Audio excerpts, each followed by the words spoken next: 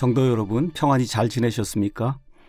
오늘은 1월 11일 금요일이고 지금 녹음하는 시간은 저녁 6시 24분입니다. 오늘은 존 파이퍼 목사님에게 물어보세요. 에피소드 4번째 시간을 진행하도록 하겠습니다. 오늘 에피소드의 제목은 구원받은 사람이 구원을 잃을 수 있나요? 입니다. 이것은 존 파이퍼 목사님에게 물어보세요. 그 시리즈 오리지널 에피소드로는 102번째 거고 이것은 2013년 5월 31일에 유튜브에 이제 방영이 된 것 같습니다. 먼저 존 파이퍼 목사님에게 물어보세요. 이 팟캐스트의 진행자는 토니 랭키 목사님입니다. 토니 랭키가 이렇게 이야기합니다.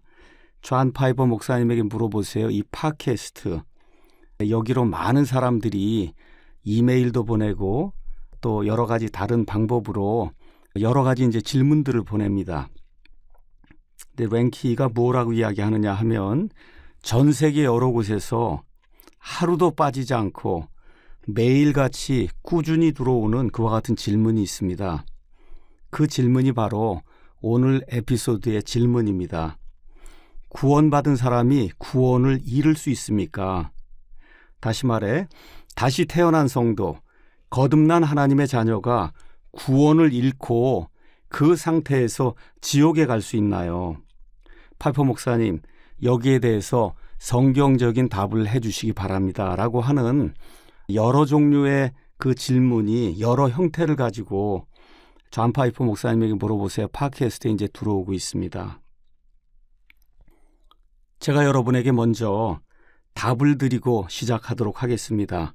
구원받은 사람이 구원을 잃을 수 있나요? 라고 하는 이 질문에 대한 성경적인 답은 절대로 구원을 잃을 수 없다는 것입니다. 다시 한번 저는 명쾌하게 전혀 주저하지 않고 여러분에게 말씀드릴 수 있습니다. 구원받은 사람은 절대로 구원을 잃을 수 없습니다. 다시 말해 구원받은 사람은 영적으로 다시 죽을 수 없고 다시 안 태어난 상태로 돌아갈 수 없습니다. 이제 저는 성경적으로 제가 고찰한 내용을 가능한 한 신학을 가미하지 않고 성경 말씀 그대로 여러분에게 제시하도록 하겠습니다. 먼저 제가 여러분에게 말씀드리고자 하는 것은 구원에 관한 한 낙오자가 있을 수 없다는 점입니다. 왜 그러냐? 구원받는 순간 예수님께서 우리에게 제공하시는 생명은 영원한 생명이기 때문에 그렇습니다. 요한일서 5장 10절 11절 말씀을 제가 읽어보도록 하겠습니다. 하나님의 아들을 믿는 자는 자기 안에 이 증언을 가지고 있고 하나님을 믿지 않는 자는 그분을 거짓말하는 자로 만들었나니 이는 하나님께서 자기 아들에 관하여 주신 증언을 그가 믿지 아니하기 때문이라. 또 그 증언은 이것이니 곧 하나님께서 우리에게 영원한 생명을 주신 것과 이 생명이 그분의 아들 안에 있다는 것이니라. 여기 요한일서 5장 11절 말씀에 있는 것처럼 우리 하나님께서는 구원받은 성도들에게 잠시 있다가 사라지는 잠정적인 생명을 주시는 것이 아니고 영원한 생명을 주십니다. 그래서 구원받은 이후에 우리는 이미 다가올고 영원한 세상에서의 생명, 그 생명이 주는 삶에 지금 참여하고 있습니다. 로마서 8장 28절에서 30절에는 대단히 중요한 말씀이 들어 있습니다. 오늘 저는 이 말씀을 가지고 구원받은 사람이 절대로 구원을 잃을 수 없다고 하는 그런 사실을 설명하도록 하겠습니다. 우리가 알거니와 하나님을 사랑하는 자들, 곧 그분의 목적에 따라 부르심을 받은 자들에게는 모든 것이 합력하여 선을 이루느니라. 그분께서는 자신이 미리 하신 자들을 또한 예정하사 자신의 아들의 형상과 같은 모습이 되게 하셨나니 이것은 그분이 많은 형제들 가운데서 처음 난 자가 되게 하려 하심이니라.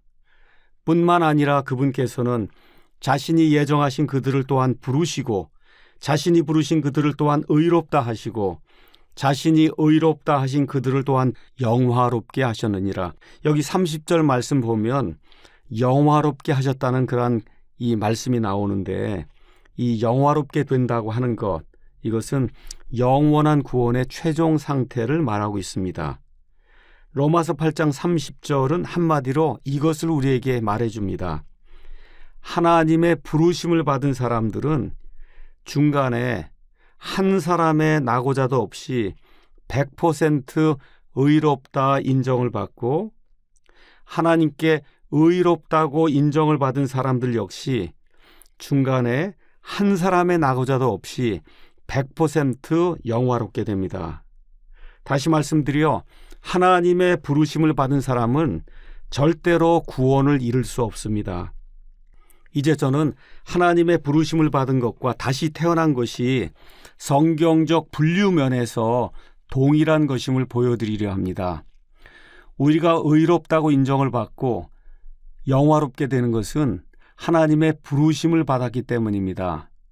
이것은 다시 말해 우리가 다시 태어났기 때문입니다. 지금 우리가 이야기하는 부르심은 우리 주 예수님께서 이 땅에 사시는 동안 죽어있던 나사로를 그 무덤에 가서 불러내시는 것과 같습니다. 요한복음 11장 43절을 보시기 바랍니다. 거기 가서 보시면 우리 예수님께서 죽어있는 나사로에게 이렇게 큰 소리로 외치십니다. 나사로야, 내가 죽어있으나 이제 나오라. 예수님께서 이렇게 부르시자 곧바로 나사로의 죽은 몸 안에 생명이 창조되었습니다. 그런데 바로 이와 동일한 일이 모든 그리스도인에게 한 번씩 생겼습니다. 즉 하나님의 부르심이 죽은 사람 안에 생명을 창조해내었습니다. 이 말은 곧 그 부르심에 생명의 약속이 담겨 있음을 뜻합니다. 이제부터 저는 하나님의 부르심과 약속의 관계를 보여주는 몇몇 성경 구절을 같이 보도록 하겠습니다.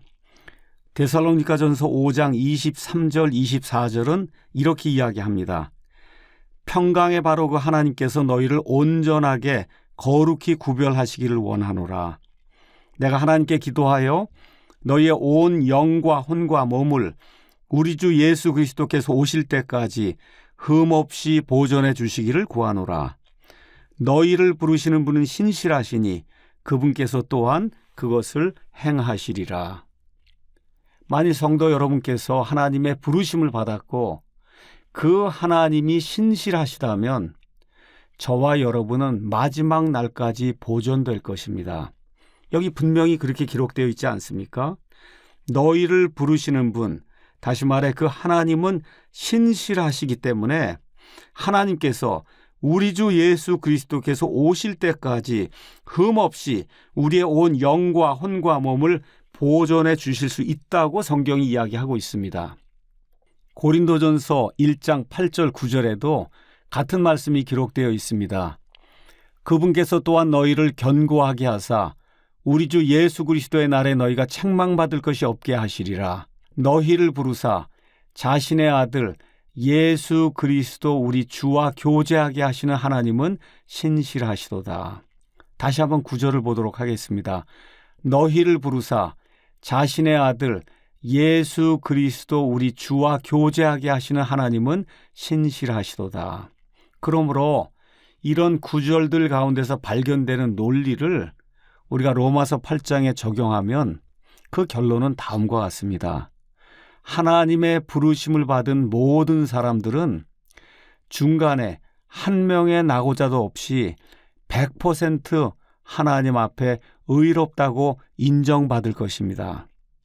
또 의롭다고 인정받을 모든 사람들 역시 100% 중간에 한 명의 낙오자도 없이 영화롭게 될 것입니다. 여러분, 그 이유가 무엇이라고 성경이 이야기합니까? 그 이유는 우리 하나님이 신실하시기 때문이라고 성경이 우리에게 이야기해주고 있습니다. 저는 종종 여러 사람들에게 이렇게 물어봅니다. 형제님 아니면 자매님, 오늘 밤 이제 주무시고 내일 이제 일어나게 될 때 여전히 형제님이 아니면 자매님이 그리스도인으로 남아있다고 하는 그 사실을 어떻게 알 수 있을까요? 이렇게 제가 좀 이상하게 들릴지 모르지만 이런 질문을 하게 되면 많은 사람들이 이런저런 이유를 대지만 사실 그 이유가 다 합당하지는 않습니다. 여기에 대한 답은 사실 하나밖에 없습니다. 저와 여러분이 오늘 밤 자고 내일 아침 일어날 때도 여전히 그리스도인으로 남아있는 유일한 이유는 우리 하나님께서 신실하시기 때문입니다. 하나님의 신실하심을 보여주는 구절을 하나 더 여러분에게 보여드리겠습니다. 빌립보서 1장 6절을 가서 보니까 너희 안에서 선한 일을 시작하신 분께서 예수 그리스도의 날까지 그 일을 이루실 것, 바로 이것을 나는 확신하노라 라고 성경 말씀이 우리에게 이야기해주고 있습니다. 사도 바울이 이렇게 말할 수 있던 이유가 무엇일까요? 그 이유는 사도 바울이 하나님의 부르심, 즉 그분의 구원과 하나님의 신실하심 사이의 관계를 바르게 이해하였기 때문입니다. 유다서 24절 25절을 보면 이렇게 기록이 되어 있습니다. 이제 능히 너희를 보호하사 넘어지지 아니하게 하시고 넘치는 기쁨으로 자신의 영광이 있는 곳 앞에 흠없이 너희를 제시하시는 분, 즉 홀로 지혜로우신 하나님 곧 우리의 구원자께 영광과 존엄과 통치와 권능이 이제와 영원토록 있기를 원하노라. 아멘. 저 존 파이퍼 목사는 지금 67세입니다. 제가 여러분에게 말씀드릴 것이 있습니다. 지금까지 제가 넘어지지 않고 여기까지 올 수 있도록 지켜주신 분은 단 한 분밖에 없습니다. 그분은 저를 구원하신 하나님이십니다. 이것을 생각하면 참으로 놀랍습니다. 하나님께서 지금까지 저를 지켜주셨습니다. 제가 넘어져서 주님의 이름에 수치를 끼치지 않도록, 또 제가 심호하는 그런 교회를 망가뜨리지 않도록 하나님께서 지금까지 신실하게 저를 지켜주셨습니다. 사실 저는 저 자신을 의지하지 않습니다. 이 모든 일, 지금까지 저를 보호해 주시고 저의 구원을 유지시켜 주신 바로 그분이 누구냐? 하나님이십니다. 왜 그럴까요? 하나님은 신실하시기 때문에 그렇습니다. 신실하다고 하는 말 영어로는 faithful 이렇게 이제 돼 있는데 믿음이 충만하다 이런 뜻입니다. 믿을만 하다는 거예요. 그러니까 하나님은 믿을만한 그런 분이라는 뜻입니다. 이렇게 이제 제가 말씀을 드리면 여러 사람들이 좀 반대 의견을 제시합니다. 목사님, 믿음의 길에 들어섰다가 중간에 그만두는 사람들이 많이 있지 않습니까? 도대체 어떻게 된 것입니까? 교회에는 많은 사람들이 있습니다. 어떤 분들은 자기가 대학에서 구원받았다고 그렇게 간증하고는 한 5년 뒤에는 믿음을 저버리고 흔적도 남기지 않고 사라집니다. 또 사실 많은 경우에 그런 상태로 죽는 사람도 많이 있습니다. 이 문제에 대해 저는 요한일서 2장 19절 말씀을 우리가 깊이 오랫동안 생각해 보아야 한다고 생각을 합니다. 가서 말씀을 보니까 이렇게 기록이 되어 있습니다. 그들이 우리에게서 나갔을 때 우리에게 속하지 아니하였나니 만일 그들이 우리에게 속하였더라면 분명히 우리와 함께 거하였으리라.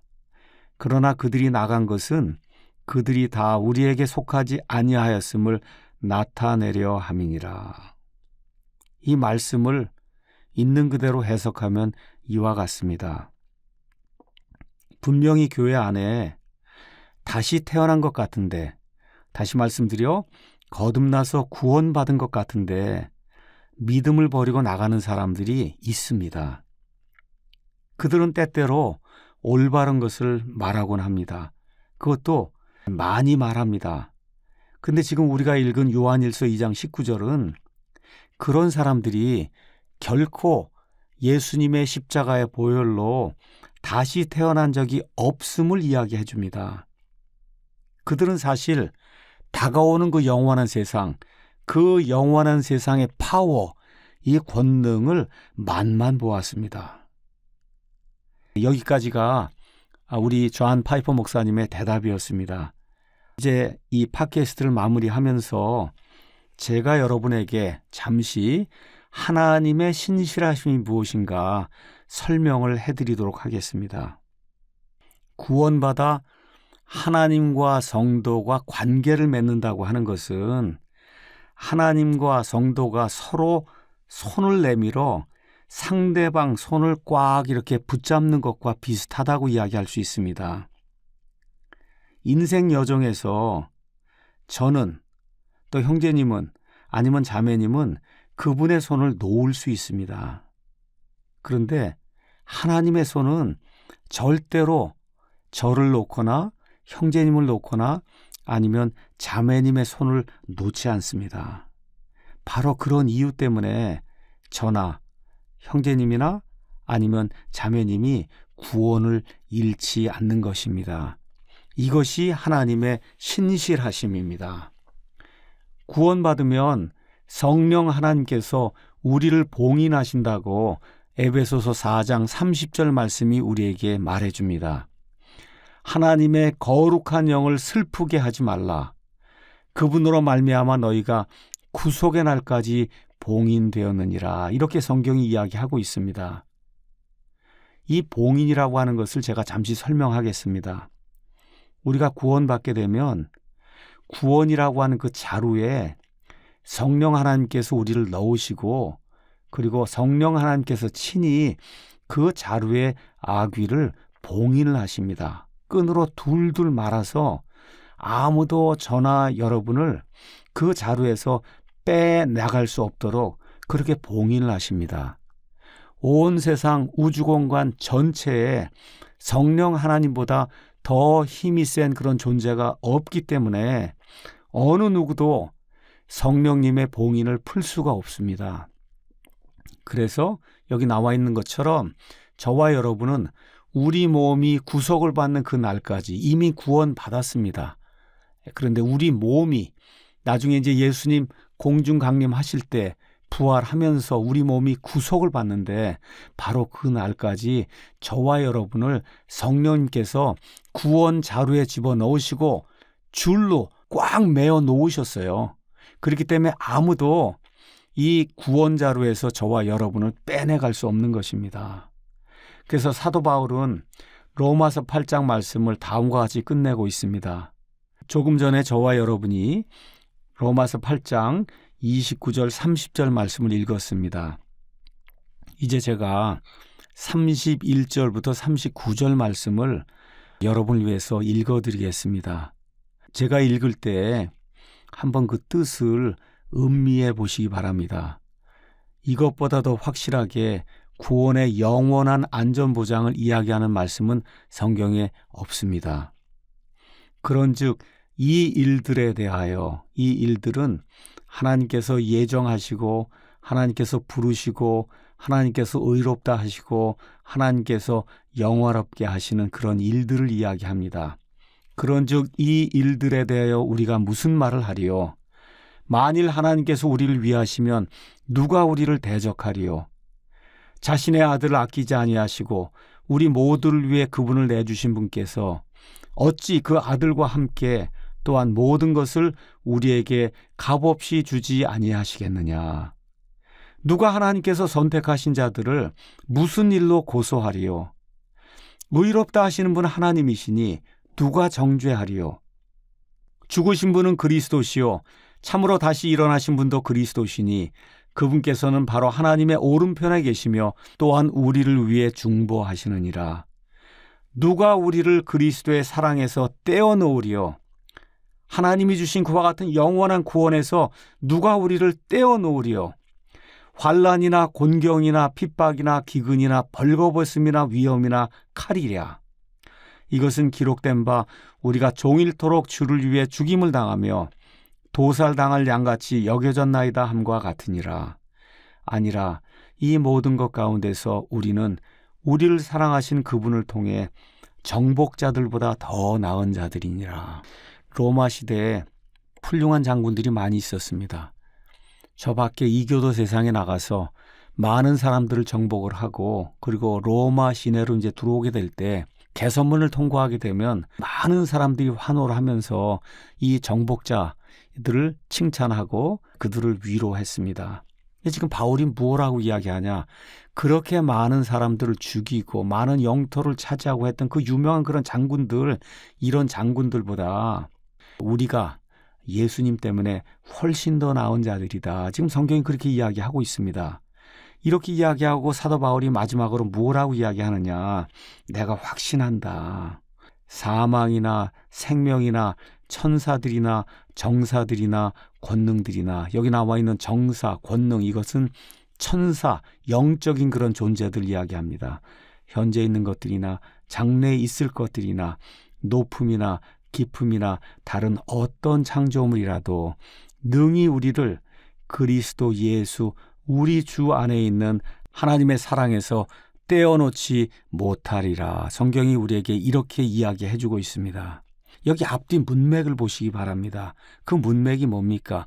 하나님께서 예정하시고 부르시고 하나님께서 의롭다 하시고 결국 하나님께서 영화롭게 하실 그 사람들을 하나님의 사랑에서 떼놓을 수 있는 것은 온 세상 우주 공간 전체에 하나도 없다고 성경이 우리에게 이야기해 주고 있습니다. 그래서 하나님의 신실하심 때문에 저와 여러분의 구원은, 한 번 구원은 영원한 구원이라고 성경이 우리에게 이야기하고 있습니다. 여러분이 잘 알고 있는 모래 위의 발자국이라고 하는 영어로 된 시가 있습니다. 이 시를 해석하면 이렇습니다. 아마 이 시를 음미해 보시면 하나님의 신실하심이 무엇인가를 조금 이해하기 쉬울 것입니다. 어느 날 밤 나는 꿈을 꾸었습니다. 주님과 함께 바닷가를 거니는 꿈을 꾸었습니다. 하늘을 가로질러 빛이 임한 그 바닷가 모래 위에서 저는 두 짝의 발자국을 보았습니다. 한 짝의 발자국은 내 것이었고 다른 한 짝의 발자국은 주님의 것이었습니다. 거기서 저는 제 인생에 지나간 장면들을 보았습니다. 마지막 내 발자국이 멈춘 곳에서 내 삶의 길을 돌이켜 보았을 때 자주 제 삶의 길에 오직 한 짝의 발자국만 있는 것을 보게 되었습니다.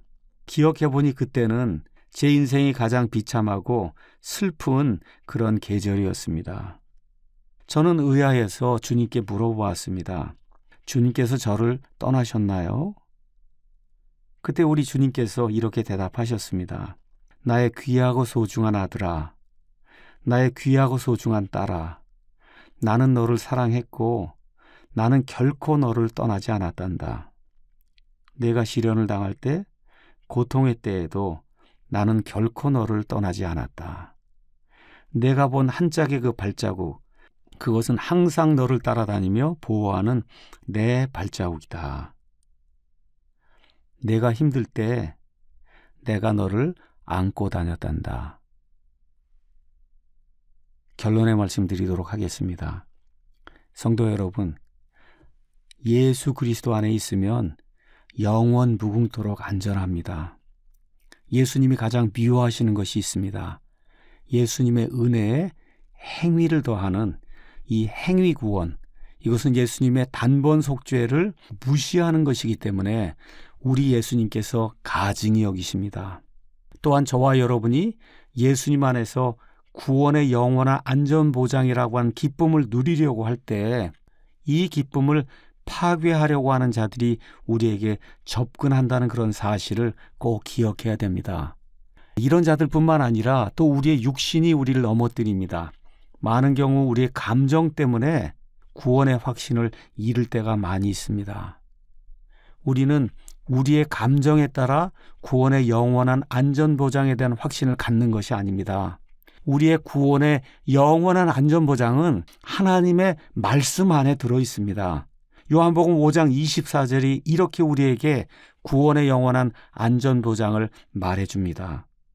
진실로 진실로 내가 너희에게 이르노니 내 말을 듣고 또 나를 보내신 분을 믿는 자는 영존하는 생명이 있고, 지금 이 시간에 영존하는, 영어로 everlasting, 이게 단순간에 끝나는 게 아니라 무궁토록 계속해서 시간적으로 지속이 되는 영존하는 생명이 지금 있고, 또 그 사람은 정죄에 이르지 아니하리니 결코 정죄받는 일이 없다는 겁니다. 그 이유가 뭐냐? 그는 사망에서 생명으로 옮겨졌느니라. 이 말씀은 우리 예수님이 우리에게 주신 말씀입니다. 제가 다시 한번 읽겠습니다. 진실로 진실로 내가 너희에게 이르노니 내 말을 듣고 또 나를 보내신 분을 믿는 자는 영존하는 생명이 있고 또 정죄에 이르지 아니하리니 사망에서 생명으로 옮겨졌느니라.